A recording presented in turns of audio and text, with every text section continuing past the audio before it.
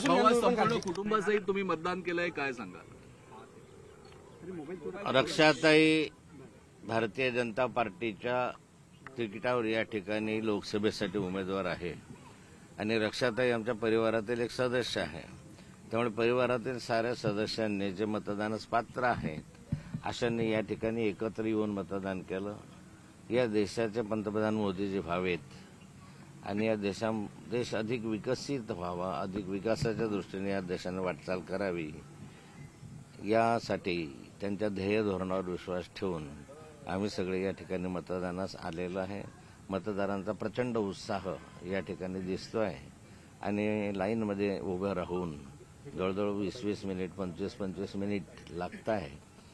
मला आनंद आहे की मतदार उत्साहाने या ठिकाणी मतदानास येतो आहे. आज निसर्गानं सुद्धा साथ दिली असं एकंदरीत चित्र दिसतंय. भाऊ, खरं तर खूप ऊन असतं, पण आज मात्र अत्यंत ढगाळ वातावरण आहे, पाऊस येऊ शकतोय. निश्चित मागच्या आठवड्यामध्ये जळगाव जिल्ह्यात आणि प्रामुख्यानं मुक्ताईनगर, भुसावळ तालुक्यामध्ये 44-45 पर्यंत तापमान होतं, सेल्सिअस पर्यंत. आज थोडं पावसाचं वातावरण आहे आणि उन्हाने दडी मारलेली आहे.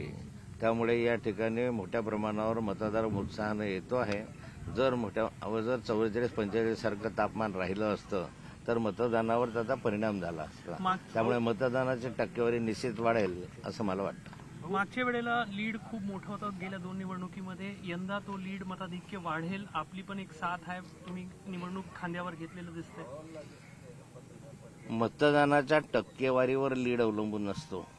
त्यामुळे मतदानाची टक्केवारी नेमकी किती होईल यावरच लीडचा वाट बघावी लागतील.